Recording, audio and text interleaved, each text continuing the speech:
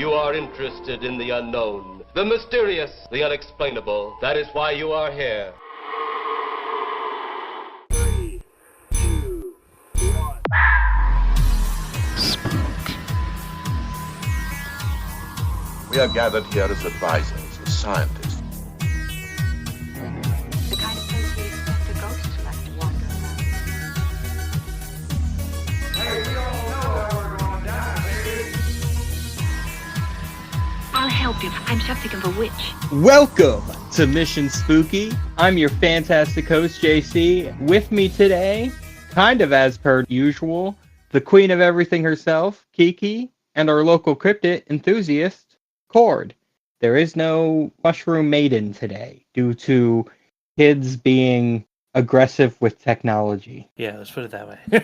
Which we all think is sort of fitting considering what we're talking about today. The children. We're talking about the children today. Now, the best way to put a kid in a chokehold, if they're between ages 5 to 10. I think this part should be my segment. How to put a child in a chokehold should probably be the wrestling segment. Right? You're not wrong. I think I'm way more qualified to have that segment than you.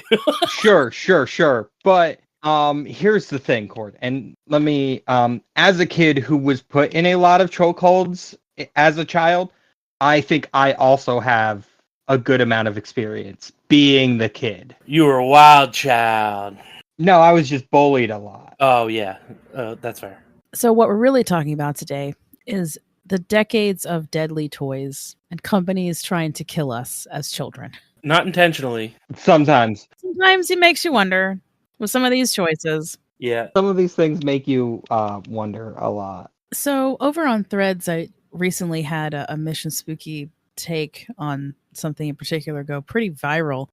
It was kind of funny, but not really a funny subject, which is just about how corporate America is pretty greedy lately and how us, little folks, the workers, etc., we're kind of getting crapped on a lot. And not that we kind of already had something like this planned out prior to that, but boy, I really feel like, yeah, let's talk about corporate America and how they've never really cared about us. You know what I love? What I've been noticing over the last 7 years-ish is how for let's say since the 60s and 70s, people have been like, corporations are destroying the world. We're now really starting to see the long-term effects of letting corporations do whatever they want. The Baltimore Bridge incident, not getting into any conspiracies on it because I don't want to. When you just look at how the cargo ships are, they're made to be as cheap as possible to meet regulations to the bare minimum and to have the bare minimum staffing and everything to increase profitability. And then we have things like this happen. Because when you don't have the second and third backup systems, when you don't have properly trained crew, because that costs money that comes out of profits for investors. You know what that entire phenomenon is called, JC? It has a real simple name. Late stage capitalism, buddy. Yeah. I could also bring up Boeing, since I have ties. Oh, yeah. I have ties to them I was as well. just doing this one because it's just literally happened. And it's not even a famous company. It's the just... Boeing one is ongoing because the they Boeing one's really just starting to come to light here. We could do corporate conspiracy. Yeah, we could. Yeah, we could do a corporate conspiracy. Absolutely. This episode will be just scratching the surface of the irresponsibilities of capitalism. Yes. And I do briefly get into, and again, it's very simplistic language here that I'm using to explain why regulations are actually very good for all of us. And using toys as the example. There is something to be said about over-regulating, but I feel like that's way less common than the opposite at a lot of times in our history. I think most of the time we're under-regulating. Yeah, and we see the effects of under-regulation. Anytime an industry becomes under-regulated, people die. Well, and then, oh no, what could we have done better? It must just be the brown people in the South. Okay, hold up. I have a Pennsylvania aside to that. I've been listening to a series that is like a history of the Wild West, right? Mm-hmm. the entirety of that situation is built on the fact that none of these businesses were regulated in any way. There was no training to be a lawman. The train companies were all corrupt and going out of their way to like screw people over. Like everything was just do whatever you want and we'll send you money for it. So, speaking of like, quote, the brown people and the immigrants, Pennsylvania recently said that we will not be sending our National Guard to help out at the quote border. That was the headline of the news article. Now, if you put something like that into Reddit, what you're going to get is a bunch of Pennsylvanians making fun of that very quickly and saying that, hell yeah, we understand that border crossings are very serious issues, but We gotta stop letting the New Jersey people in here. Sure. exactly. That is exactly where it went. Okay. Love it. Okay. Followed directly by these fucking Ohioans also Oh. need to step back. Sheesh. You guys are using our roadways to get to work, taking our fucking jobs from Pennsylvanians, and then going across the border with your money, and you ain't paying any taxes into our system. I mean, it was really funny. Some of that is not 100% like true, because if you do come into Pennsylvania, you do have to pay a tax to work here, and but it was very funny. You can go straight home to Jersey and Ohio where you have your recreational marijuana. Exactly. And And we don't smoke have it at your damn house and then come take my money from my state. That doesn't let us have recreational marijuana? right. How dare you? How Exactly. dare you? Bringing up all the big issues today, yeah. Yeah. Late-stage capitalism and recreational weed. This is why the Commonwealth is so great and so very predictable, because I was like, I know where this is going to go. A headline like that in the PA Reddit is going directly to bitch at New Jerseyites and Ohioans. I know it. I know it. We're immediately going to point all our fingers at Jersey and go, you! Yeah. Our immediate response all the time. How dare you, New Jersey? Meanwhile, Jerseyites are like, hey, man, we're just coming over and taking the jobs that you Pennsylvanians don't want to do, okay? And then somebody else said that the best way to handle it would be to just take over all of the gas station jobs in New Jersey, and then everyone quit simultaneously, because then no one will have any gas because they're not allowed to get their own gas. That's good. It's a long-term solution. Wow. All right. I was like, that is villain level mentality. I love it. Eddie. Yeah. Anyway, here at Mission Spooky, we actually do love Ohio and New Jersey. Let's get on task here. So corporate America's never cared. So that's one theme. The other prevailing theme here is that capitalizing on pop culture trends is the cause of a lot of these dangerous toys, because toy companies want to get that stuff to market because something trendy to children only lasts for so long. Kids fads, boom, they're The so attention fickle. spans. Exactly. They can't help it. Honestly, there's not a lot of thought that goes into some of these things. There's no rigorous testing on a lot of these things. They're just slammed onto the shelves in order to beat that fickleness of children's interests. You're going to see this time and time again. We're going to go through the generations, and some of these toys are going to sound familiar. And one of the reasons I want to do that too is because I am kind of sick of the divisiveness between generations. I joke about how Gen X had it so rough. But honestly, every generation has had some major thing to deal with socially, economically, and, emotionally. And so, what I might say is, oh, we had it rough for XYZ, but then I could look at my parents' generation. As you'll find out, I have parents from two different generations because there was such an age gap between them. And, where my mom might not have had it so rough economically, the emotional damage that her own parents did to her is, she is who she is because of some of that stuff. It happens. Oh yeah. So we all have to deal with it, and we need to rise up together generationally to combat this bullshit. Okay, that's what I'm saying. Let's not be divisive. Let's see the things that make us the same in every generation. The things that damage us together. Exactly. The things that damage us together bring us together. Okay.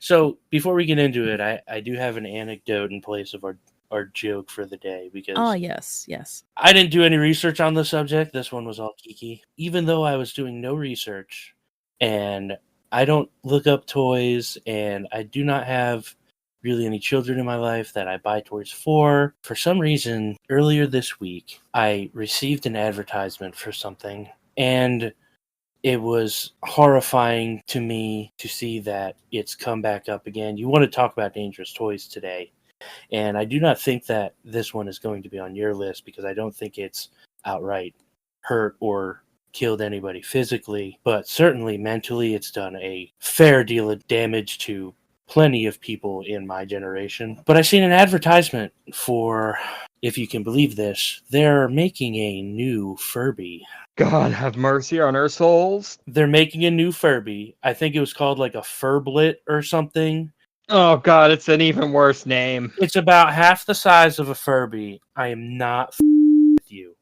The main selling point that they had on this product is that it came with an on-off switch.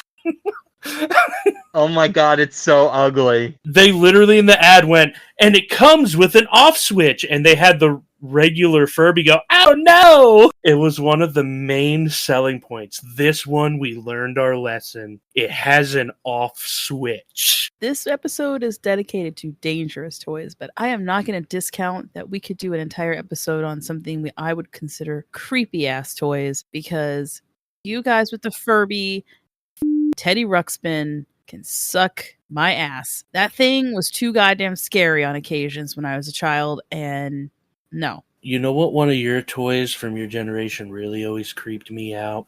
And maybe it's because I always hated babies. Cabbage Patch Kids. There's one on this list. They're like, it makes me seethe when I look at them. Like, ugh, no thank you. Yeah, that wasn't so much like me, but it was definitely my little sisters. Right. It was outdated by the time I was around, so I assumed it was closer to you. Yeah, we should do a whole episode on just like disconcerting toys, creepy ass toys. Toys that have some creepy legends about them too. There is a reason why the Child's Play movies never landed for me, and I think yeah. the Furby was so terrifying that when I looked at Chucky, I was like, oh, that's not even scary. The Furby was nightmare fuel. If they made a Child's Play movie where it was a Furby with a knife, I'd never sleep again. All right, so when we get into it here, there's going to be one company in particular that comes up a few times. Is it Hasbro? Well, it's an older company that doesn't exist anymore. So it's one that I have to tell you about, because if I don't do a quick overview, you're going to be like, who the hell is this company? But it's actually one that is very, very important to toy production in America in general. And that is the A.C. Gilbert Company. Now, some of you probably are laughing already, because if you know anything about dangerous toys, you know that the A.C. Gilbert Company is responsible for some of the most f***ed up ideas to give to children that I've ever seen. But A.C. Gilbert, born Alfred Carlton Gilbert, was an American inventor, athlete, and businessman, obviously best known for founding the A.C. Gilbert Company. He is renowned for creating the Erector set. Okay, that actually started in 1913 and still going strong. A popular construction toy set that introduced generations of children to engineering and design principles. He was a very smart guy. He always wanted to make toys for children that were what we would consider them to be STEM related now, right, for kids. He's also known as the man who saved Christmas. There's actually a movie about him. However, they took a lot of historical liberties there, so I don't think that movie is actually telling you all the truth. But in any case, at the time, he convinced the U.S. Council of National Defense not to ban toy purchases during World War I. Now, of course, this is twofold. One, he's like, I don't want the kids to not go without a Christmas. But of course, he's also like, I don't want my pockets to miss all that lovely money at Christmas. Here comes the money. However, I do feel like he's, the altruistic part of him wanting to create things for kids to get them into science. He was a little bit too exuberant, as you'll find out. And just in case you were wondering, because I told you that he was a athlete, he tied for gold with fellow American Edward Cook in the 1908 Summer Olympics for pole vaulting. And he was also instrumental in creating the pole vaulting box itself. So yeah, he was a smart guy, just maybe a little bit too exuberant with how he wanted kids to learn about science. Hey, I'm not gonna lie though, erector sets are fun. I'm going to start with The Greatest Generation, because So millennials. that's 1901 to 1927. I said that this was not a divisive thing here. This is a bringing us together thing, okay? Yeah. I think it's kind of hoity that they're called The Greatest Generation, though. My God. That's all I'm saying. It's kind of a hoity title, and they're probably the ones that named it. Okay, so to be fair, that's actually been pointed out quite a bit when I was doing my research. Well, why they called the Greatest Generation? They got to name themselves. That's why. But It's because of World War One, wasn't it? Yeah. this is the generation that lived through the Depression and then went on to serve in World War II. Yep. So, yeah, I would say Okay. they have earned the right to be called the Greatest Generation. Yeah. They went through some shit, man. Okay, that's my grandparents. Or at least one set of grandparents who lived through the Depression. I've heard the stories when I was growing up. It was pretty fucking horrible. And then, of course, my grandfather went on to serve in World War II and thankfully came back from that. Now, I don't want you to think, though, that just because I'm starting with 1901, that kids didn't have bullshit toys prior to 1901. There's one thing I'm going to mention, and that is that cooking toys in general have always been around. In the 1800s, late 1800s, you were using a cast iron toy that you would heat with coal or alcohol burners to make food. Toy companies have always wanted kids to cook. It's a thing you're going to see again and again. So I wanted to mention that. But before we get to the cooking, though, we have our first entry from the Gilbert Company. That's 1920. The Gilbert Glass Blowing Kit. Now, historically speaking, glass blowing is one of the safest occupations I could think of off the top of my head. There's probably nothing dangerous about having a child near a furnace or oven that gets to several hundred degrees and then you pull out like melting sand. Yeah. In my mind, that sounds perfectly legitimate. So, for those of you who have not had the pleasure of visiting Corning, New York, and the Corning Glass Museum, it is amazing. But glass is molten. Yeah. In order for you to make really cool stuff out of it. And they have demonstrations. And if you're local around here, the Banana Factory in Bethlehem's has glass blowing demonstrations as well. So if you're local, but if you want to go see an amazing glass museum, go to Corning, New York. So officially, this is called the Experimental Glass Blowing Kit for Boys, because you're going to find out that A.C. Gilbert really dedicated a lot of his time to getting boys into science, okay? It is what it is.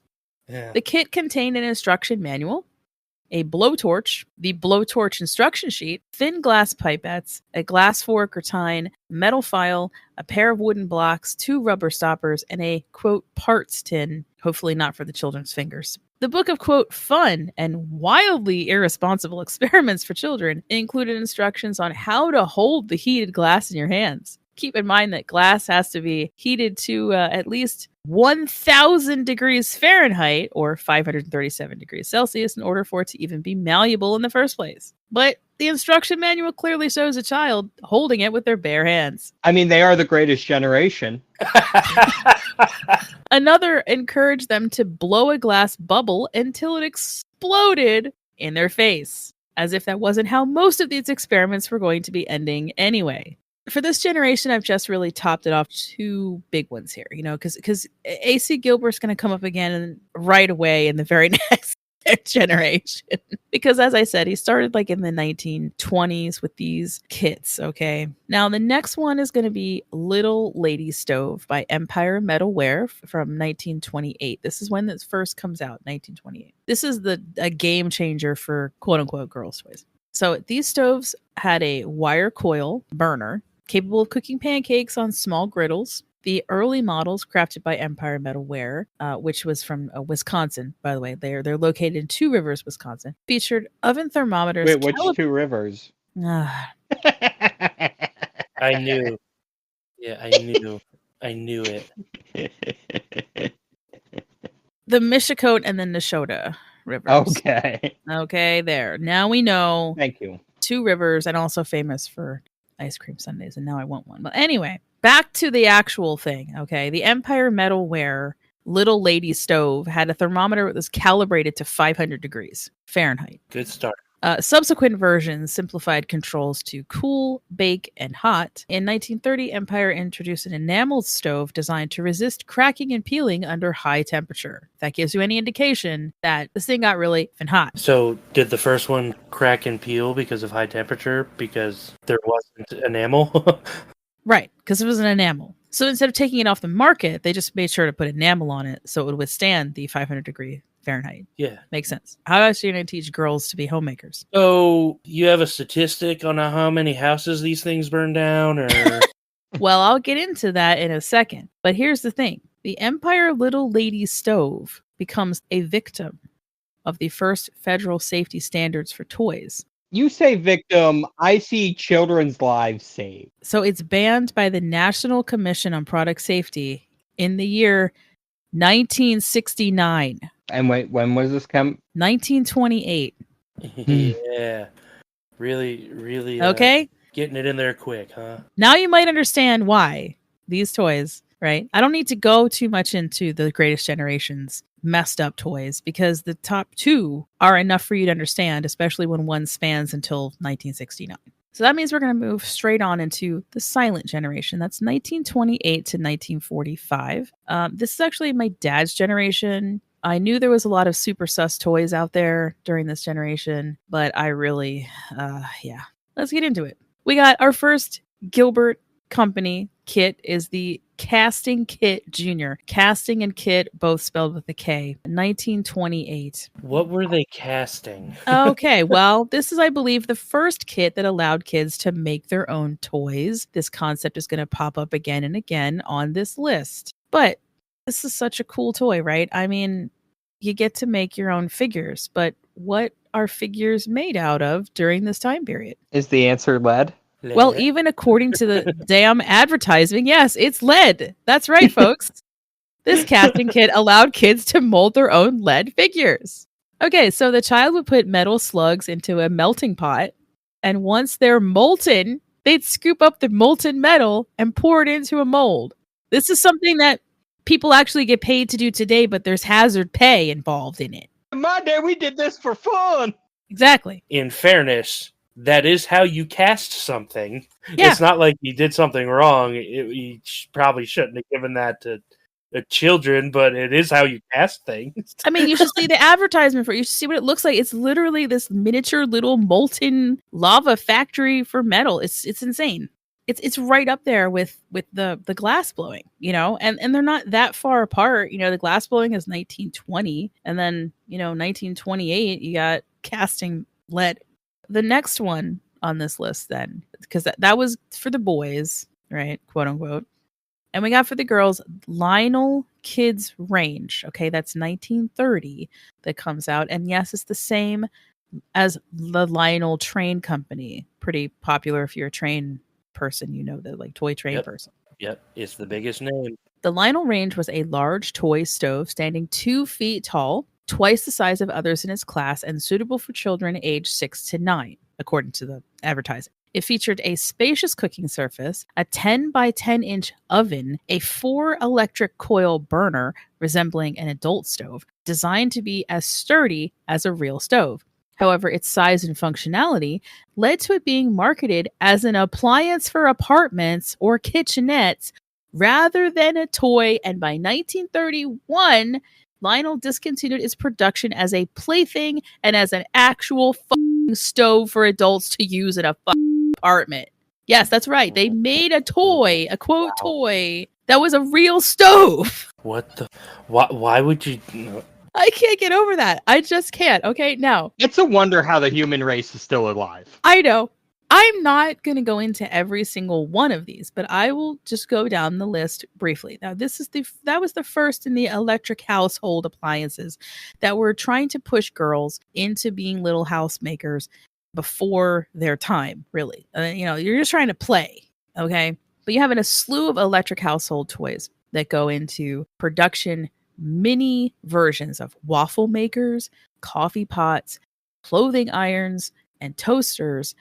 And the competition would often make you pay extra for what they called the quote extra safe version, such as the clothing iron one. You paid an extra 50 cents to get the quote safety version that still heated up to 200 degrees Fahrenheit, which, as most people probably know, is 40 degrees hotter than boiling water that you wouldn't stick your damn kid's hand in.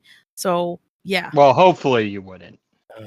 You're teaching your kid not to stick your hand in boiling water. Yeah, most of us, thank God.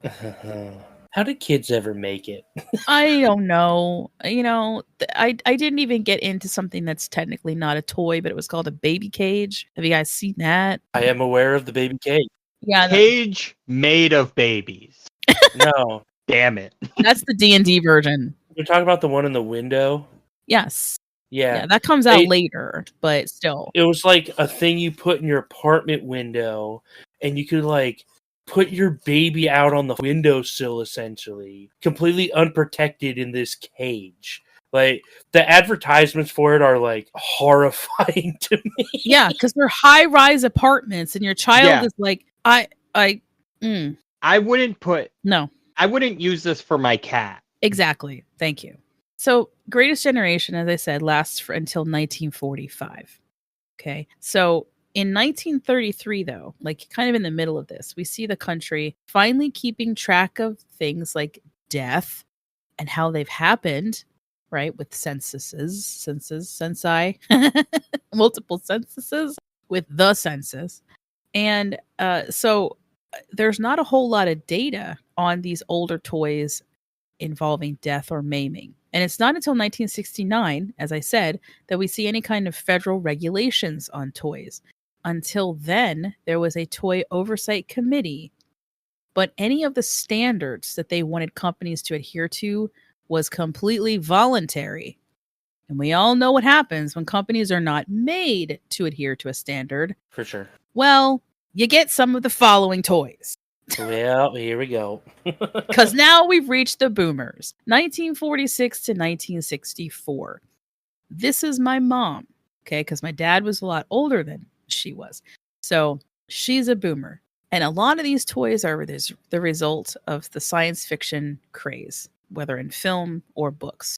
Mostly film, though, because let's face it, if people are seeing it, they want to recreate it. And there's just an absolute shit ton in this generation that are so dangerous. I asked my mother, I was like, how did you live? How'd you make it out alive? Because she was a girl and not a boy is the answer to that question. Okay. Now she still had the stove. Okay. But, most of the things I'm going to go over are geared towards little boys. 1949, we have the Austin Magic Pistol. Have you guys ever heard of this thing before? It's really cool looking. It's very science fiction-y looking. I love it. I love the look of it. Pistol? The Austin Magic Pistol, 1949. So let me tell you how to use it. There's calcium carbide, which is a chemical that undergoes a huge explosive reaction when mixed with water. Oh, no. Oh, no, indeed. What? No way! The idea is to propel a ping pong ball out of the muzzle at what some people would consider a terrifying speed. But since it reacted with water, it could be something as simple as saliva would cause a fireball that would engulf the hand of the child and the toy. And so for this one, it was deemed very dangerous and was rapidly taken off the market by complaining parents. Okay. Now, here's the kicker. Today, this pistol is actually considered a weapon by law enforcement in several states. I could not find all the states, but yeah, it's like a handheld flamethrower. it can be, yes. This thing does look cool as shit. It does look cool as shit, though. Dude, I'd have been playing with this thing all day. Me too. Oh, man, especially if it was on fire. Like, come on, man. The next two, A.C. Gilbert again. Okay, he strikes again. Good old AC. Good old AC. The A.C. Gilbert chemistry set. Some of you who are in Dangerous Toys, some of these you're already laughing in your head. Yeah. You already know some of these, okay? But technically speaking, A.C. Gilbert had been making chemistry sets since 1910, okay? But it's this 50s version that always sticks out with people of a certain age. And that's why I'm going to stick it in here, because this set had 56 chemicals, including potassium permanganate. Yep. Sounds right to me. Which, besides being poisonous, is a fire hazard, and ammonium nitrate, the same chemical that the U.S. wants to regulate because it's used in homemade bombs. Yeah. Now, ammonium nitrate's fertilizer bombs, right? but come on. I mean, Mm-hmm. Yes. kids surely are not going to be making homemade bombs, right? Did they immediately start making bombs? This is where I have to tell you that experiment number 1 is entitled How to make bombs. How to Make an Explosive Mixture. Oh my god. Number 1, you don't even have to page through the book? Well, you have to get the dedicated to. You have to be. Let's just dive right into it, boys. How to blow shit up. Let's go. We know as soon as you open up this kit, you're going to first grab that ammonium nitrate and you're going to use every single ounce of it. Let's go! And they weren't wrong. Page 1. That is ridiculous. Don't even save it for the, bookend. Make it the big one at the end. No. Start off with the fireworks, baby. Experiment 1, how to make an explosive mixture. Mix thoroughly 1 measure of sulfur, 1 measure of powdered charcoal, and 2 measures of potassium nitrate on glazed paper. But do not grind or rub the mixture. Then put the mixture in an old pan and standing off at a suitable distance out of doors, being careful so as to not burn the hand or face, drop a lighted match on the mixture. Note the sudden flash and puff of smoke. Gunpowder is made from such a mixture and is probably the longest known explosive. The potassium nitrate acts as the oxidizing agent, evolving oxygen on heat to burn the sulfur to sulfur dioxide, and then powdered charcoal to carbon dioxide. Then it says, the disclaimer that I love, do not attempt to perform this experiment with portions of chemicals larger than what's listed above. You just told a child that, though, they can make more of it if they wanted to. And as record label warnings have shown, if you tell a child not to do something, they're gonna do it. This is what I'm thinking right now. You've done these 2 right in a row, and I cannot imagine there was not at least a child in this country that put those chemicals together and then shot it with the Austin Magic Pistol. Boom, boom! I cannot imagine there is not one child in this country that was like, I got a great idea. In America, home of the brave, for sure it happened. So this kit was used right into the 70s until a series of predictable lawsuits occurred, even though the kit was endorsed by both Good Housekeeping and Superman himself. And that brings me to the other one.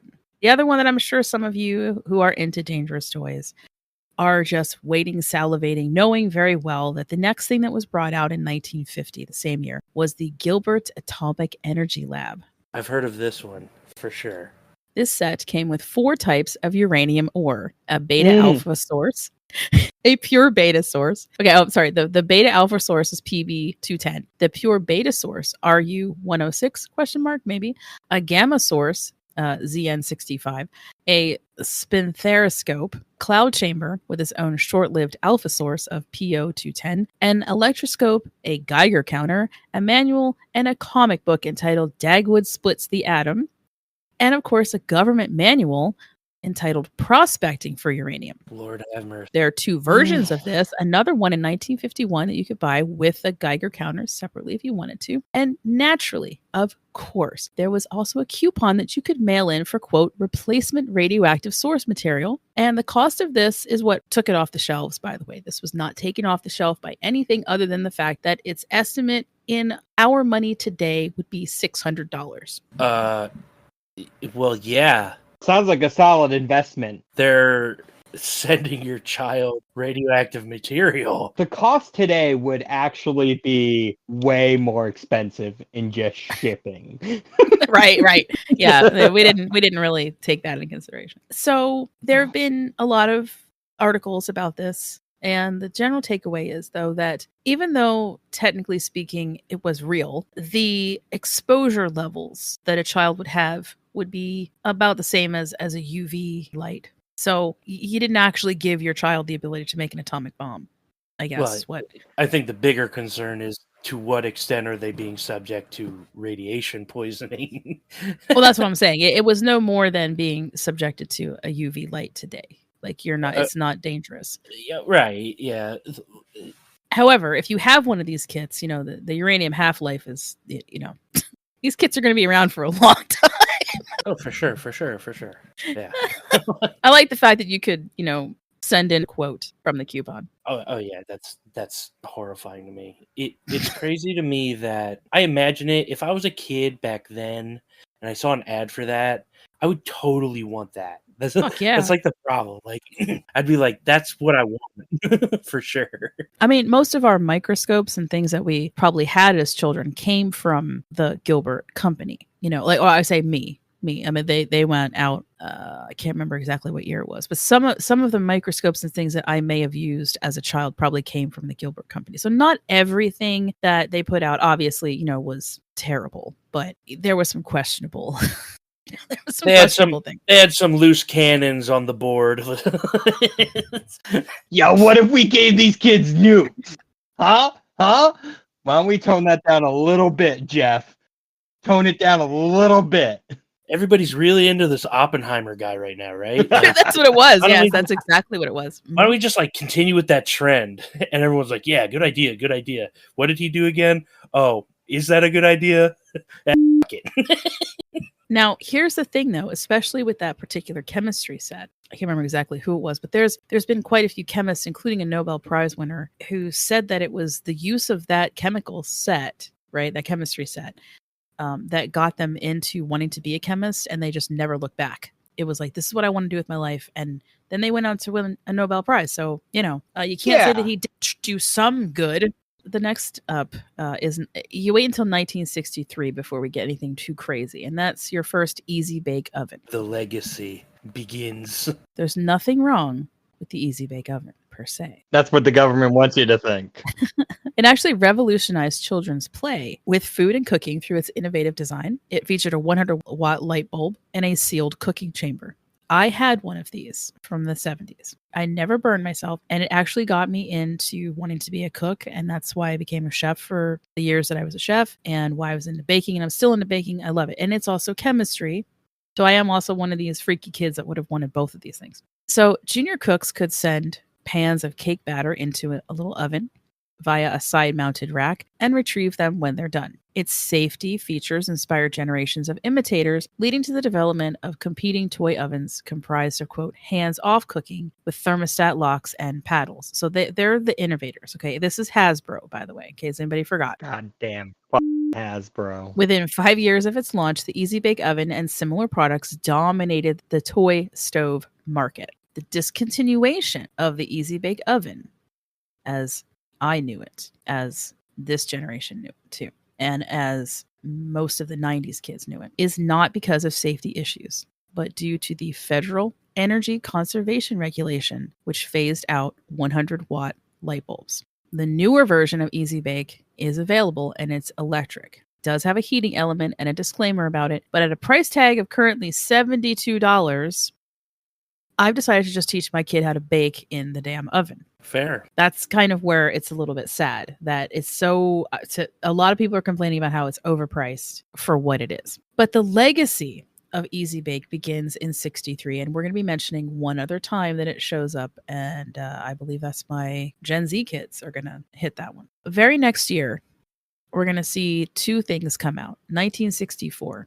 Both of them are going to be Mattel because, you know, Mattel, Hasbro, that's a lot of this comes up, you know. They're huge toy manufacturers, so they're going to have hits and misses. And in the case of the Zero M Sonic Blaster from 1964, this is a huge miss. Taking advantage of child wannabe spies, because what else is coming out at the same time? Mid-60s. James Bond? Yes! So you have your little child wannabe spies. The Mattel Agent Zero M Sonic Blaster was a 34-inch long bazooka that could fire compressed air that caused a deafening blast. Deafening being very accurate since it pumped out 157 decibels, which is above the level rated to do permanent damage to an adult's hearing. You got to go watch the commercial. It's on YouTube. It's available. It features a young Kurt Russell, love him, walking through a world, blowing up wind chimes and piles of leaves.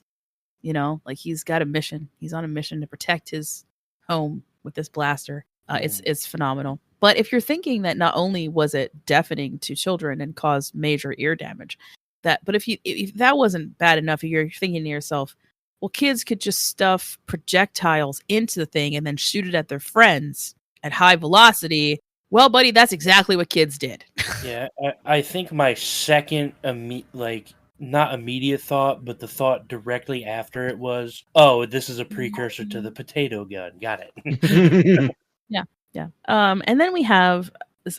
This is interesting because, like I said, there are toys that show up again and again, like through generations. They've had redos. Companies will try to like redo them or rebrand them, fix them. Right. We got the Creepy Crawlies from Mattel, 1964, baby. My jam when I was a kid. Loved me the creepy crawlies. And again, this is one of those make your own toy things, right? Mm-hmm. So this activity toy, launched in 1964, lets you make your own creepy crawly bug-like creatures by pouring something called plastic goop into creepy crawly bug molds. Yeah, I thought it was going to be plastic. However, the mold is heated to 390 degrees Yeah. on an electric hot plate oven. I think you guys know where that's going. Yeah. Burns out the wazoo. And let me tell you, it did. A lot of little burned fingers. Yup. I did have a Creepy Crawlies Bakem kit. And I'll mention him later on as we get into the generations, because the ones that I grew up with, which would be the 64 version that was still going strong in the 70s, is not the version that you guys wind up getting. You get the nicer version, believe it or not. That makes sense, but like nicer version of hell is still hell, like Slightly nicer version of hell, yeah. Okay, so then we come to Gen X, 1965 to 1980. That's me. Wait, do they repeat the generations after a while? Because like 1600s, is it like the same era, like generation? Because you're old. Anyway. Yeah, you're saying that you're like 400 years old. Something like that. Yeah. I'm a vampire? Fantastic. I've always wanted to be one. Or her first toy was the hoop stick. Hoop rolling? Yes. Dude, hoop rolling seemed like the shit back in the day. I mean, it is, yeah. I got a catching. hoop. I got a stick. That's all you need. Let's do it. Who needs atomic energy? What are you doing? Walking your dog? Yeah, guess what? My hoop stick doesn't yank me around the road there, buddy. So now, believe it or not, there's not quite as many things on this list as I thought there would be as far as like absolute super dangerous stuff. Okay. But it's sort of like the small but mighty list. Hey, we're going to make it so fucking dangerous that, people get killed now. I like to bring up that metal for my generation is what plastics is to millennials and Gen Z. In general, all of our toys were metal, so you had more of a chance of, gouging your skin and getting cut and scraped. And, so on one hand, I used to love the fact that our Transformers, when they first came out, were made of metal, or they had like more metal parts to them plus plastic. And now the newer generations of Transformers are all plastic. It's a little weird, but, I get it. So can I make an argument about that? What do you mean? Sometimes I feel like plastic can be even more dangerous because plastic shatters. Oh, I'm just saying metal for us was the same as plastic was for millennials. Okay, got you. Yeah. I was just differentiating between the two dangerous things. Okay, right. Okay, gotcha.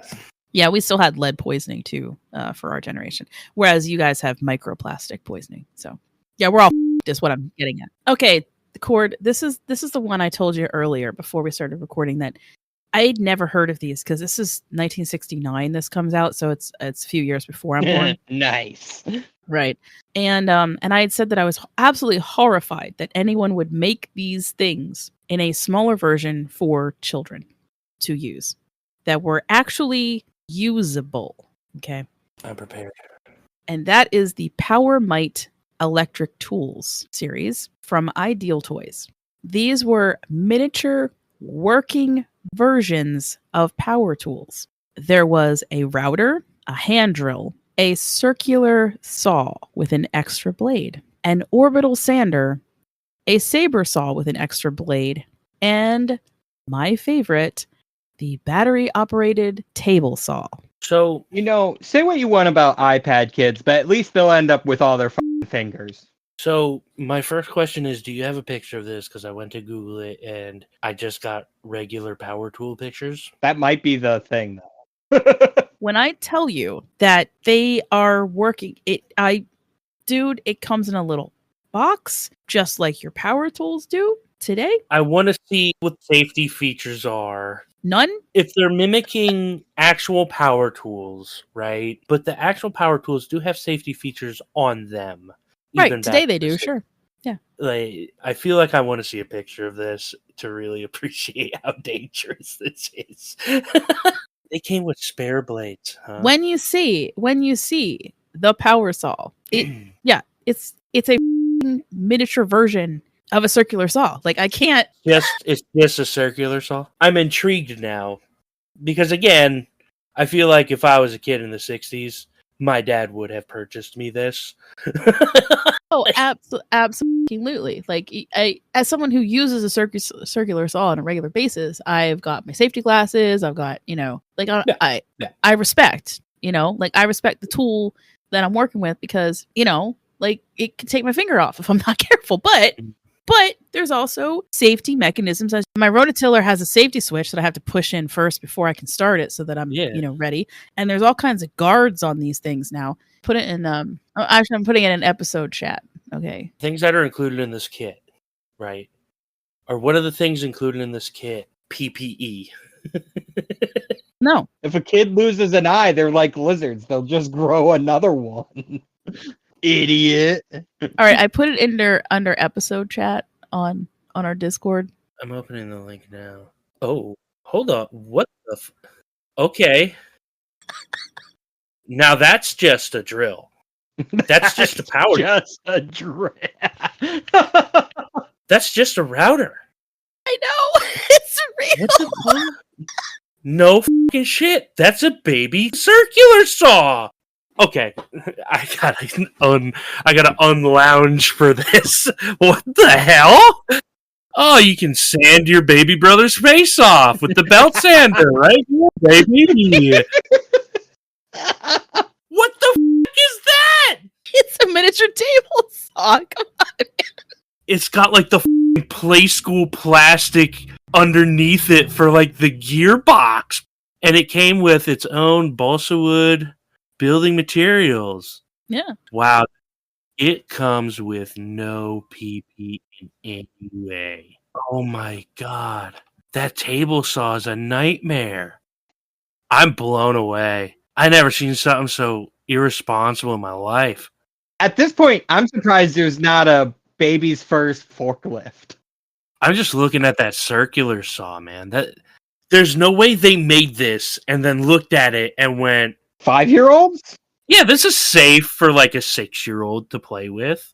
There's no way they actually thought this was okay. Bro. Because child labor laws are ruining this country. Listen, even if you don't hurt yourself on this, the amount of damage your kid's gonna do putting his other toys through this table saw, dude, you're gonna up every other toy he's ever owned. Or that you've gotten his sister. Imagine how much easier it would have been to destroy your sister's Barbies. Dude, he's shoving Barbie in there. Oh, really? You don't think I can have the peach yogurt today? Guess Barbie's going on a vacation to table saw land. It's gonna be like a scene from James Bond Goldfinger where the Barbie's like held hostage and James Bond has to come and try and save James her. Bond was big back then. You think someone didn't play through that scenario? I 100% think somebody did. Tying up his sister's Barbie going, I know, help me, James Bond. I can't believe I'm in this terrible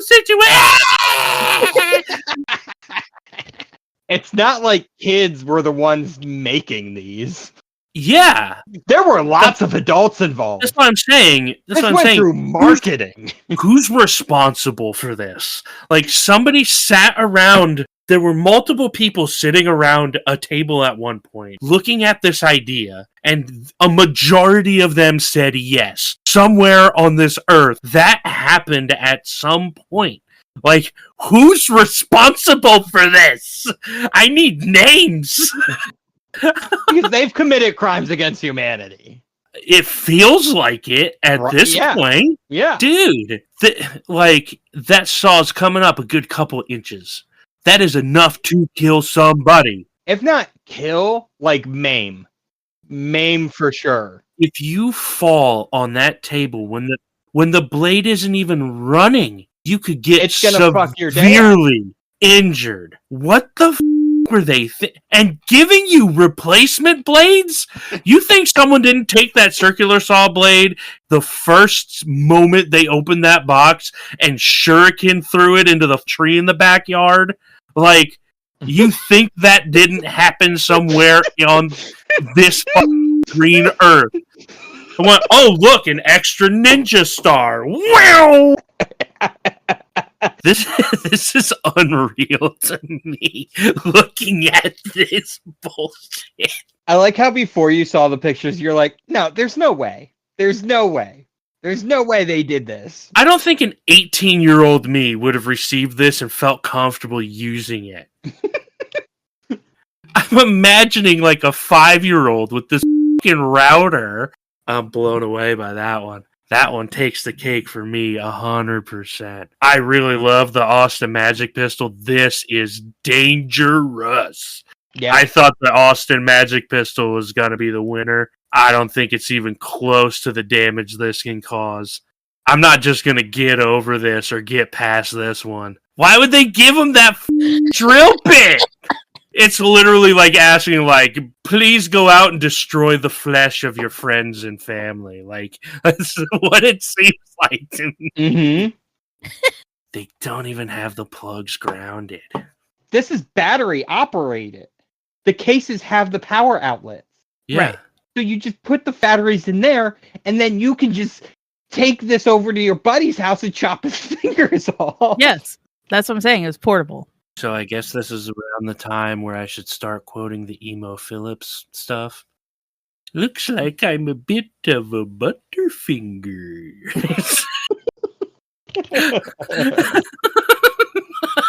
Well, speaking of fingers, that's the perfect segue into my next dangerous toy. This one actually came out before the Power Mite electric tools. And this was called Six Finger by Deluxe Redding, a toy company out of Elizabeth, New Jersey. You're going to see this released by Topper Toys. That's a subsidiary of Deluxe Redding.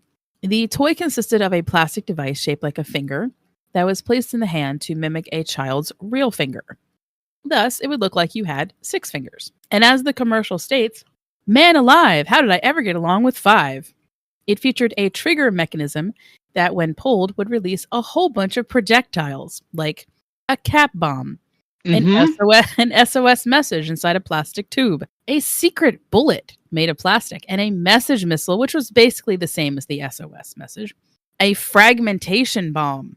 And my favorite, it was also a ballpoint pen, so you could fill out all those doctor's forms every time you went to the hospital for being hit with the fragmentation bomb. Oh. Now, the concept behind Six Finger was to mimic the idea of a secret agent or spy gadget. The toy was marketed as a fun and exciting way for kids to engage in imaginative play, tapping into the popularity of what I just mentioned, the spy-themed entertainment, which was James Bond. That's like a cat bomb that I'm looking at right now. Mm-hmm. I'm watching the commercial.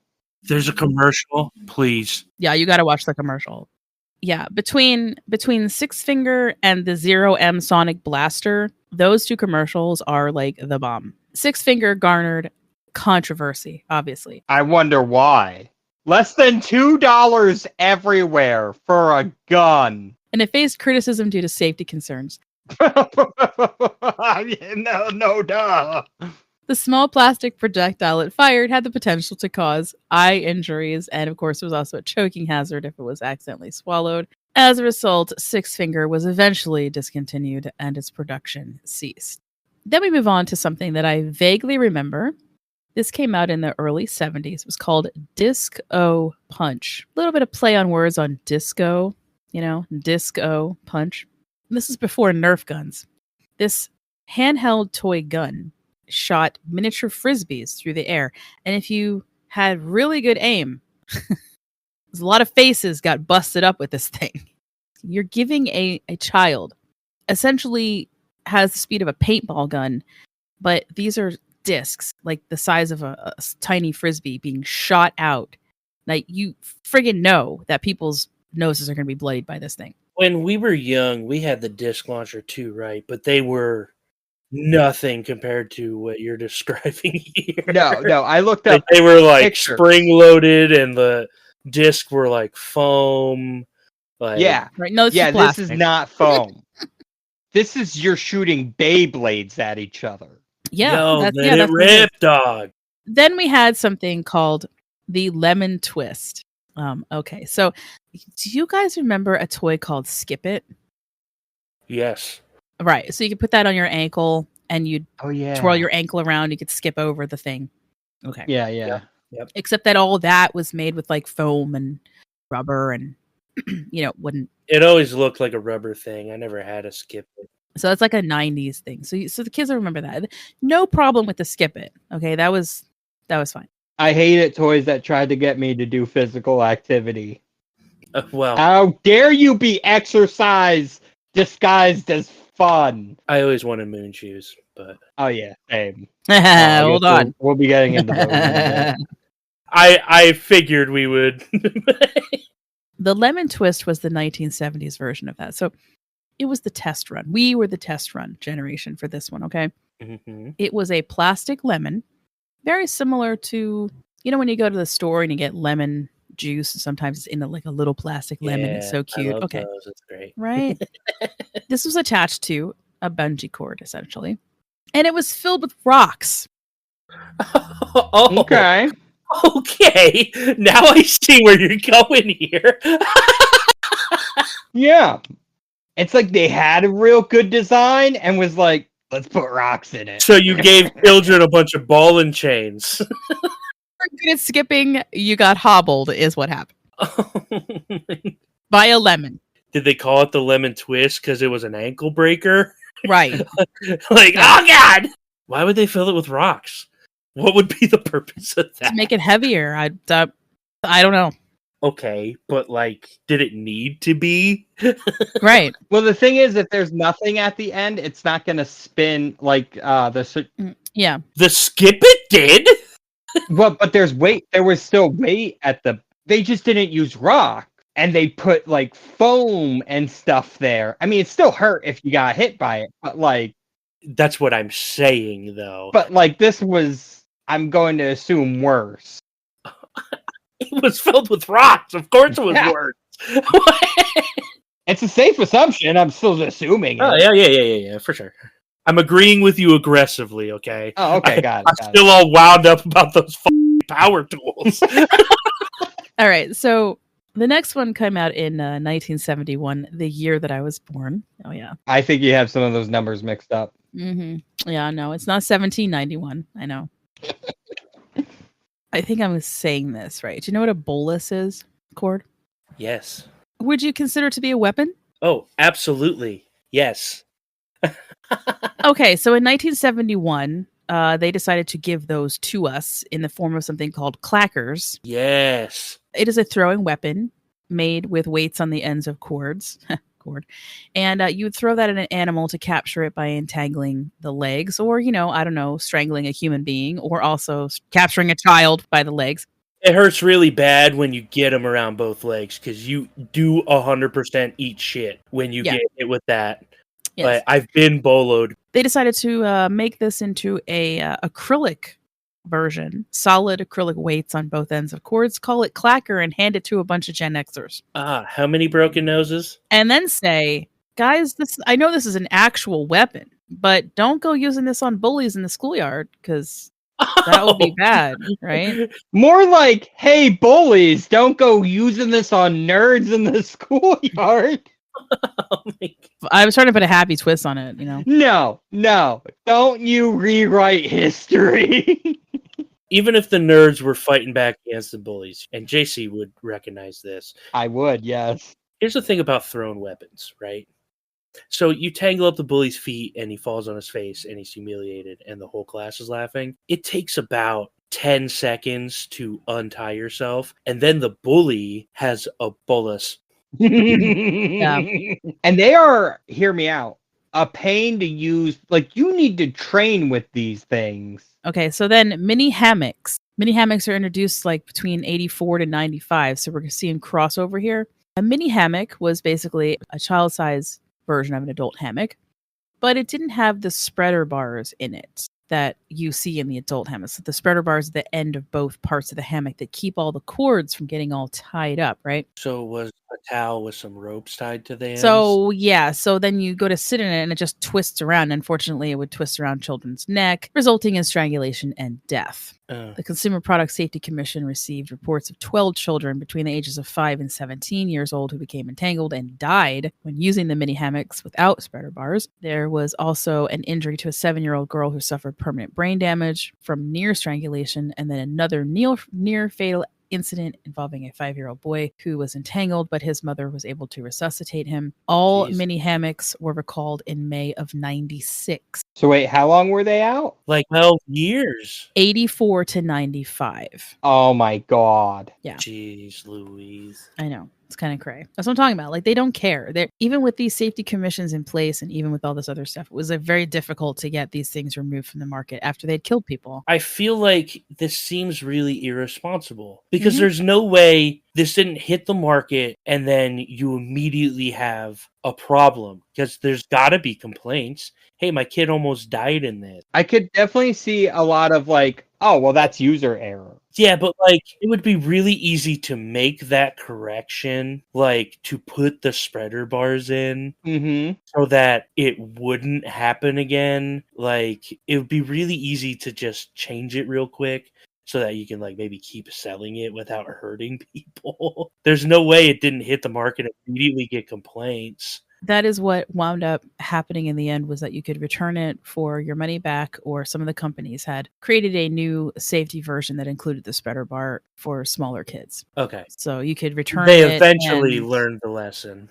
Right. But to gather them all together took until May of 1996. Gadzooks. And then we come to a toy that I wish I had when I was a kid, because I was a huge Battlestar Galactica fan. And that's the Colonial Viper from Mattel, 1978. There were 3 reported cases of children accidentally shooting themselves in the face with the spring-loaded missile of the Colonial Viper, inhaling it or swallowing the missile, and choking. One of these incidents resulted in the death of a 4-year-old child. Following the recall, Mattel then began to place choking hazard stickers on all their toys with small parts in them. That is a cool looking ship. I'll give it that. But, you know, Mattel's been in business forever, and it wasn't until 1978 when they decided to finally put choking hazard stickers on. And apparently that wasn't something that was mandatory yet. So I thought that was kind of weird. Now, looking at the scale of this thing, immediately my first thought is that is a really tiny projectile, especially by like today's standards.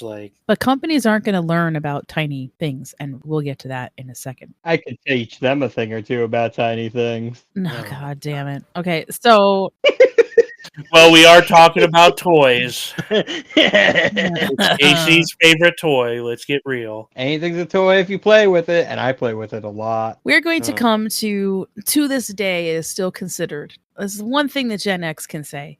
We had the most dangerous toy. It is consistently considered the most dangerous, even beyond the uranium, because of the injury and death. Okay. We lived through it, guys. We did it. We did the thing. Congratulations. Well, some of you lived through it. Proud of you all who made it through. And also an item that I had as a child and used on my siblings many times, back and forth, because we're all stupid kids.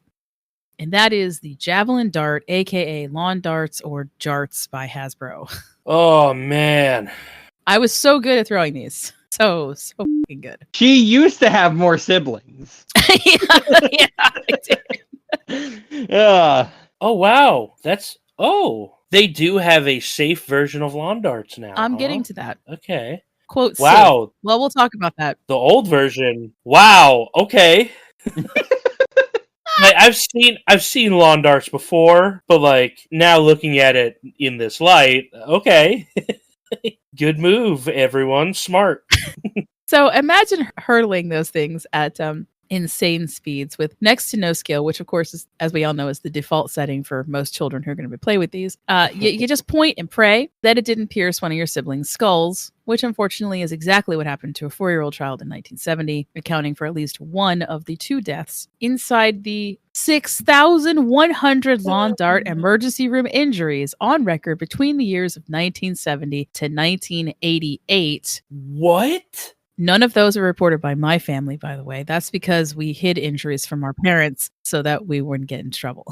So I want to know, I know I'm thinking about these very small detail statistics. I want to know how many eyes were taken from these things. Yeah, I don't know. Don't know. You have to look that up on your own.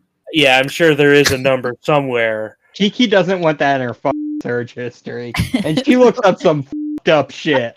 6,000 Yeah. fucking injuries reported. Lawn menaces were pulled from the shelves and eventually replaced with the, quote, rubber-tipped safety darts, which, as someone pointed out, is not unlike the rubber mallet that they use to hammer shit in when they're doing construction. Yeah. How is this any different? How is this any better? Well, fair It doesn't point. go through your skull, but it still hurts like hell, okay? Concussion is a force that we Right. have to also tackle here on Earth. And as I said, like, one of the things that you used to do with these things is you'd play chicken with them. You know, you'd have the circle where you're supposed to throw the dart, and you'd have one of your siblings stand in the circle, and then you try to throw it, and the person standing in the circle would be like, I'm going to stay here to the last minute, and then leave the circle. So they wouldn't get hit. In fairness, I do not think that's how they intended it to be played with. But that is exactly how kids played with them. Okay? Sure. My cousins, me, like, 4th of July we're lucky to survive the day, okay, between the fireworks and the fucking jarts. It's at this point, at the end here of the Gen X saga, that I would like to point out that the creepy crawly thing maker is finally discontinued due to safety concerns in 1978. So that thing spanned 2 generations of burning poor little fingers off before finally somebody was like, hey, we should probably redo the thing maker because it's dangerous. All right, so that's going to bring me to the millennials, which I guess is you guys, right? Born between 81 to 96. The real greatest generation. Let's talk about some experiences we had. Okay. I was in 5th grade when 9/11 happened. This is actually some of my siblings, my two younger siblings will be millennial. All right, guys, you asked for it, you got it. Moon Shoes, baby, by Hart Enterprises, 1990. And I'm sure my other one that I wanted so bad is going to be like the next one on the list. But let's get into Moon Shoes. So here's the thing. I included Moon Shoes just because of how many ankle injuries had been reported from using the damn things. Yes. But over 1 million of them sold. Actually, they sold their 1 millionth in 1998, and they are still on the market. They never got taken off the market, even though like safety concerns have always been there. Kids hurt their ankles like constantly. These are basically mini trampolines for your feet if you don't know what they are. It functions like a mini trampoline, but it's essentially a whole bunch of cross-threaded rubber band. If one of those rubber bands snaps, which would not be hard, you're jumping in this, right? If one of those rubber bands snaps, you're immediately like, your weight distribution is way off. If you're still jumping, you're going to land and you're going to roll your ankle hard because you're putting all your weight's going to go to where that strap is no longer supporting, and you're going to eat it. The prototype for this, he was using bungee cord originally. Yes. The guy who designed it. Yeah. So that was the prototype. That didn't guess. Honorable mention for breaking a lot of ankles. I wanted Moon Shoes. Dude, I thought it would have been the coolest thing in the world to put on a pair of Moon Shoes, have 2 friends, have both of you put on Moon Shoes, put your hands in 2 big old sock and boppers, and Yeah. go to town on like a low grav boxing match. I thought that would have been the most fun day on the planet. Then I read like one thing about sock and boppers and then one other thing about Moon Shoes, and I was like, yeah, safety is a concern here, even as a child. And that was like 8-year-old Cord being like, Yeah. Right. Yeah. OSHA would not approve. Sock and boppers, for whoever would on Earth not know, is an inflatable boxing glove, essentially. That was made for you to punch your siblings with. Yeah, it's for punching people. So you can see where the accidents are to be had with that. It is a punching toy. Yeah. Right. Except that they never actually hurt anybody and were considered to be just another form of like a pillow fight. Sure. And they're still for sale. You can buy them on Amazon right now. Some would say it's more fun than a pillow fight. Exactly. So the thing is, Kiki, with the sock and boppers, they pop. They can, yeah. But, They can. But no one was ever injured. I guess is why it didn't make the list. No, but then you just punch your sister in the face. Which is still probably better than throwing a jar. Oh, yeah, for sure. Oh, yeah. For sure. I'm not saying it's the worst thing ever, But just because no injuries were reported, Can't compare any of this stuff to lawn darts. Children keep those things to themselves. How did your sister get hurt? She fell down the stairs. and it's not like one of the things that you have to take your kid to the hospital for, because you only get like 1 or 2 punches before you realize that your right hand's no longer inflated. I don't think anything from this point is going to beat lawn darts or the child table saw, okay? So, like, I think we're through the worst of it. I'm just saying. I don't know. There's 2 coming up that are pretty Make fucking your good. bomb at home kit. Like, Well, if you're saying you're not so sure, I'm getting more excited now. So let's move on then.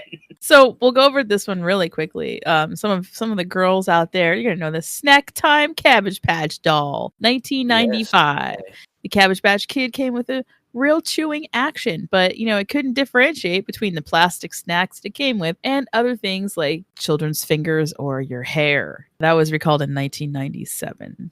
This one is fun. Okay. It's Barbie.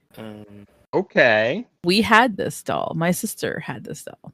The Roller Skate Barbie by Mattel. Okay, I was wondering where we were. I'm like, Barbie's, it's got to be a special brand. It's It's got a to be a special special one. model, whatever. It's just roller skate Barbie. Let me tell you what it does. Rollerblading, also known as inline skating, gained widespread popularity in the late 1980s and early into the 90s as a fun, active pastime. So, equipping Barbie, one of the most recognizable girl-related toys out there, right, with rollerblades, well, dude, they were capitalizing on a trend, like I said. Yep, They're portraying yep. Barbie as active, Yeah. fashionable. Barbie was great at that trend thing. Yeah, she's in tune to contemporary leisure pursuits, man. Like she's a nurse, but she also likes to go rollerblading. Yeah. Now, the rollerblades were designed with metal rollers that could create sparks when the doll was rolled along certain surfaces. It's very cool action. I loved it. While this feature may have seemed exciting and realistic to some, it raised some significant safety concerns. Yeah. As these tiny metal rollers that emitted the sparks were the same ones used in lighters, aka spark wheels. Oh my.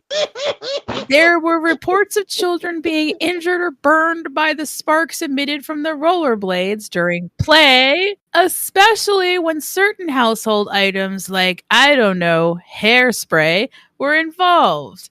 And now, this is what I want from Hollywood. I want a period piece in which the main character of the film has been carrying around one of these Fargan dolls as some kind of weird quirk, only to use it as an actual flamethrower later with hairspray, a la Patricia Arquette in True Romance. An absolutely amazing movie. If you haven't seen it, please go see it. Wow.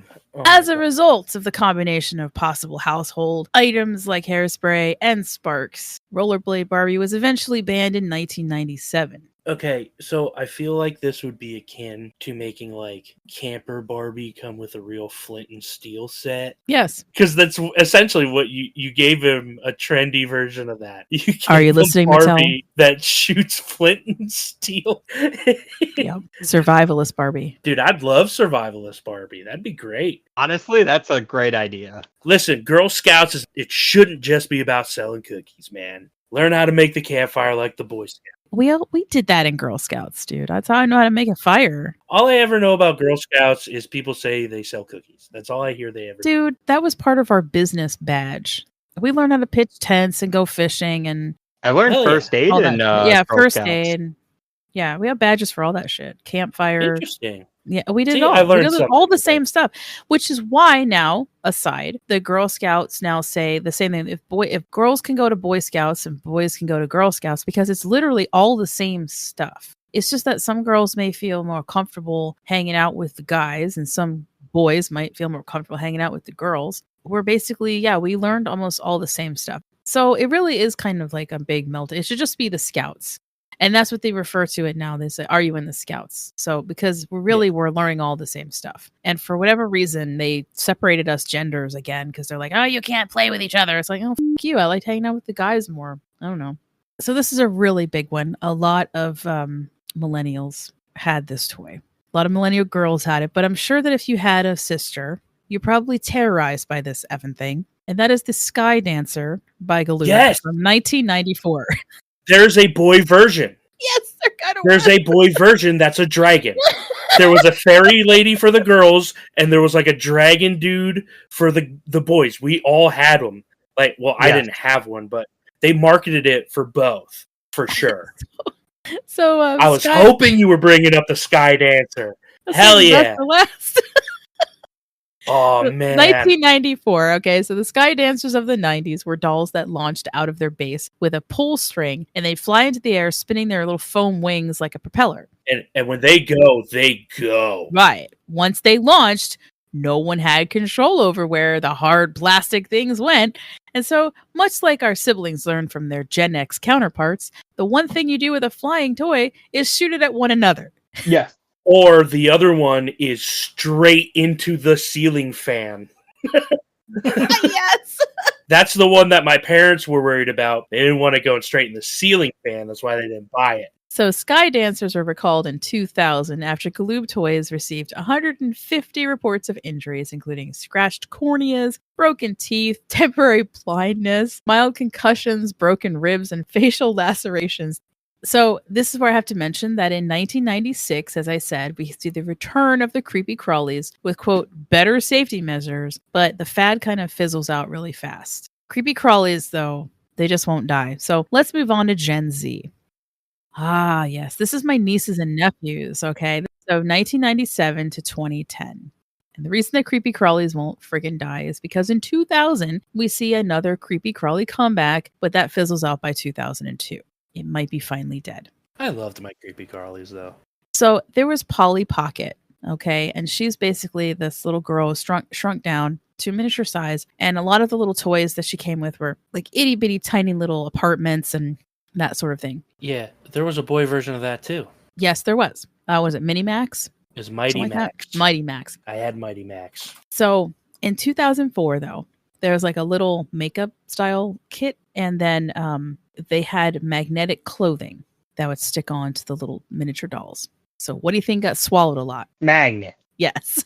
They had a full recall in 2006 over the magnets. And speaking of 2006, that's when we get something that I'm going to say, fortunately, no one that I knew personally ever got into this. Like none of their kids got into this.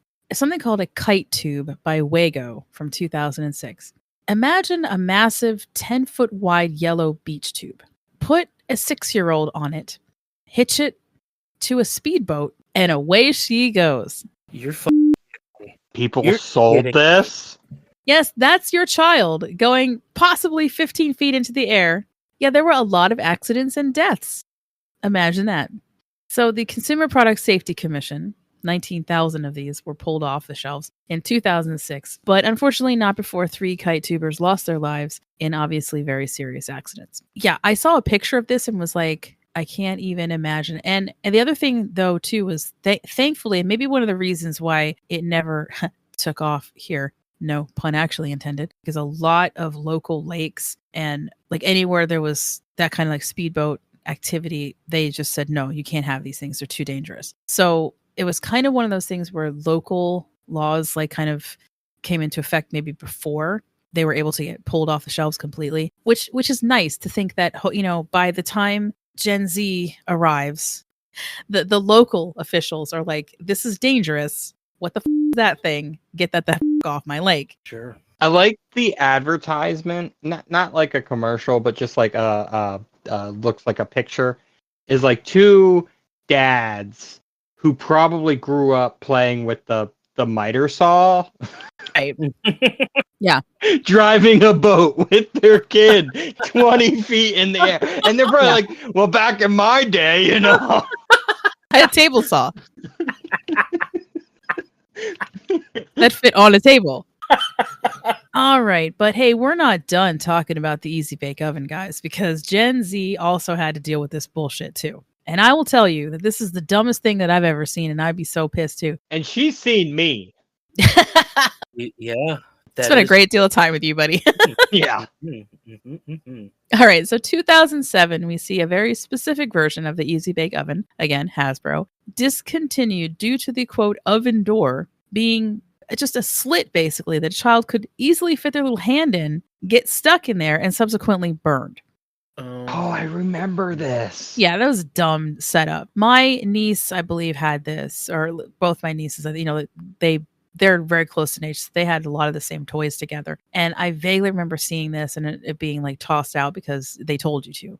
It was recalled and redesigned until 2012, when I just told you got a whole new makeover, and now it's electric. There's no bulb in there anymore. And then we come to the one that's like kind of mind blowing, but it's technically the last big one on the list as far as like being dangerous and deadly. And I don't want to say this is the one I say. I'm kind of glad this is on the tail end of it, because I don't want to say like we do a lot of business with other countries. We do a lot of business with China, and China makes a lot of our toys. And if you look at overall the most dangerous toys and where they were made and where they came from, it's actually our own country. Yeah, it's the miter saw people. Yeah. Yeah, we didn't order that shit out. As a matter of fact, if you look at it from the opposite direction, during those earlier dangerous toys I was talking about, a lot of those that were made in America were then being shipped to Europe, and the Europeans were like, what the is this shit? Like I said, I'm kind of glad it's for the last, because it was a very unfortunate thing to happen, and it was very specific to one Chinese company that did this. Yeah, I mean, overall, we got a pretty decent track record with them. Anyway, this is the CSI kit from Planet Toys. And obviously, you know, comes out because of CSI being on television, and all the kids all of a sudden want to be forensic specialists and cops, you know, whatever. I like the idea that it was kind of like, do you want to catch the person in your house eating all of your Twinkies? Well, Oh my god. I Now you said this can. word earlier. I You said did, yeah. it earlier. Yeah, you did. As like the first dumb thing. Mm-hmm. Like I was like, what's the worst thing? That's the And worst I thing. skipped over this one and went to the next worst, because I'm like, this one's the dumbest. Oh, God. So Planet Toys had a contract with a factory in China. They made the fingerprint powder for the kit, right? And they put the kits together and they sent it over here. Now, after a few years of it being out, some kids were complaining, saying that they had some irritation with this powder. You know, their hands are burning, or they had little, you know, abrasions, etc. And so it took actually an independent outside source. I think it cost them, at the time, I think it was like $187,000 to do the test, to find out that the fingerprint powder was cut with 7% tremolite, which is a carcinogen and the most toxic form of asbestos on the planet. Hey, there it is. The asbestos. The asbestos. So the poor Gen Z kids got the asbestos. I know the other generations will be like, we lived in houses with it and we went to school with it. Yes, you Yeah. did. But the sad part is that after all the work that everybody did to make sure the kids were safe, frickin' still got it in the damn CSI kit. And 2009 is when it's officially recalled. The worst part about this, though, is, guys, that you can still buy that on eBay if you want to. They haven't been completely destroyed. It's very toxic. If you're a toy collector and you're doing it because you want to collect, you know, dangerous toys, I get it. I don't. You're stupid. Well, I mean, it's a collector's thing. People like to collect these. Look, there's a bunch of YouTubers out there that do nothing but buy these toys and then test them out to show you how dumb they are, I guess. But, you know, like, I'm sorry, but I played with the freaking Sky Dancer. You know, I don't need to relive the horror that was trying to evade it, you know? Yeah. I got very good at dodge skills were like up there. My dexterity was like 20. So anyway, From the lawn darts. It's from the lawn darts, right? Yeah. I already learned from the lawn darts, bitch. I've been through this before. Anyway, yeah, just be very careful with it. Now, of course, the next generation after that, we got Gen Alpha. That's my child. And even with all these like strict guidelines, etc., we still have a watchdog entity unto itself on the internet that goes out there to make sure that, you know, toys are safe, etc. There's a lot of efforts now with this new generation to not even have toys available that do any hurting at all, like any damage, no guns, no weapons. Gee, I forgot to mention that one of the toys that we also grew up with in Gen X and the generation before us was a damn. It's another weapon. Slingshot? Yes, thank you. That was pretty popular. Then we had like the resurgence of the Australian culture in America because of Crocodile Dundee. So yeah, there were boomerangs out there. People didn't know what the hell they were doing with that. The only thing that I thought was kind of interesting so far with Gen Alpha is that when the Jurassic Park movies came back out, like this last 3 trilogy. The Jurassic World. Thank you. Yes, Jurassic World Okay. trilogy. Mhm. They had Velociraptor claws. I think that's what this is from because the packaging looks newer to me. You're basically sticking like plastic claws on a child and being like, "Go have fun. Don't scratch anyone with those." Gonna scratch everyone with those. It's like Edward Scissorhands style. Kind of like us with the Hulk hands. Here's giant fists. Don't punch anyone. Right. And then in 2022, they came out with Black Panther Wakanda Battle Claws. Same concept as the Velociraptor claws. That people were like, hey, this is probably not a great toy because, kids, right? Am I right? Kids. Yeah. And then there's like, here, have some Black Panther claws next. Well, didn't we learn our lesson from the Velociraptor claws that came out not too long ago? Like, what the fuck? This is a superhero. No kid's gonna use superhero toys to beat the shit out of their siblings. That's ridiculous. But then, of course, you're reminded that creepy crawlies have been around in some form or other since 1964. So some toys just are not going to die. But the people who play with them will. There you go. I was hoping that you'd finish that sentence for me. Perfect. Thanks for joining us for this extended version of how long have we been recording? Oh, dude. 3 hours? It's been a hot minute. Not quite 3 hours. So I'm going to change things up a little bit this season. Maybe not do so many like breaks in between. We'll just get right to the meat of it, which is Nitty gritty. speaking of corporate greed. Send us your money. Now you can join Patreon if you want to. We have $1, $3, and $5 levels. $1 gets you some cool little boopers that we take out. It gets you some older episodes of the states that don't include Cord, so we've redone them on the podcast. And then $3 level gets you the stat block cards, creature cards for the Cord versus Cryptid, and whatever else I feel like slapping up there per month. Just depends on what I'm working on. Recently, it was some grimoire type stuff, magic type stuff I'm working on. And then $5, basically you're just trying to keep us going. We've been saving money for the last 3 years to put towards doing some cool ass going somewhere, Something. Yeah. Basically the closest thing to a retirement fund I have. Oh my God, man. Yeah, right? I mean, 401k. Who's got one of those anymore? Put $5 a month into a Patreon for my podcast. Yeah, you're saving up for your hotel bill for when we decide where we're going to go. Yeah. And of course, you can catch us on Threads. Like I said, we kind of blew up over there because of one single corporate greed thing, which I thought was really funny. And Instagram. We're not on Twitter anymore. What's a Twitter? Right. It's X now. We have the YouTube channel that's a little, if you're listening to the podcast, you're ahead of the game. YouTube is always going to be a little bit behind because I don't put as much content on there. When it comes out, I kind of will wait for a few months and then put a whole bunch out all at once.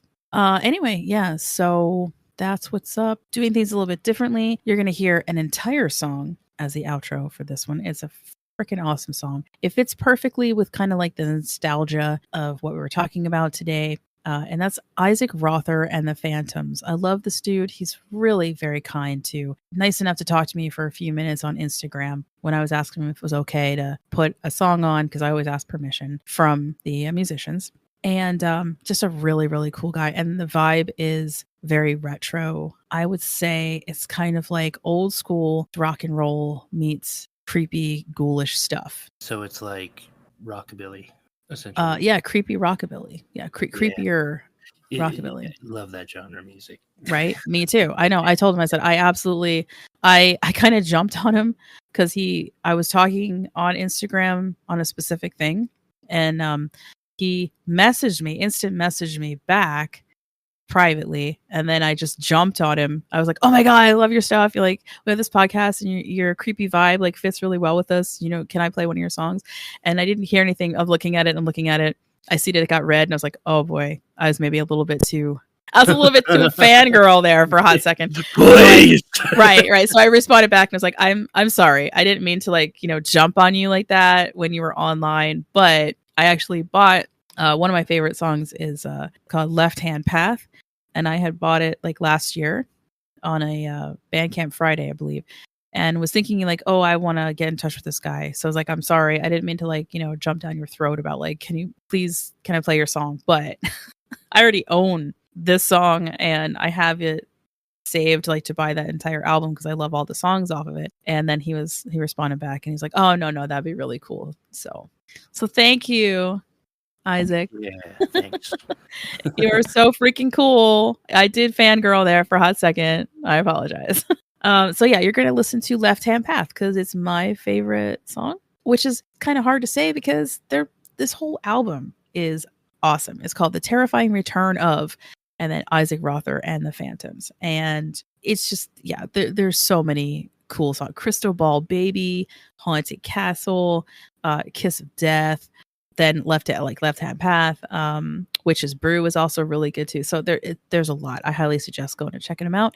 He is on Bandcamp, and yeah. So I guess, and there's nothing left to say except stay spooky and don't die. But if you do, contact us. Via, if you could, toy reviews. Ooh, that's a good one. Get on the Amazon. Give us some reviews. I see you walking down the road.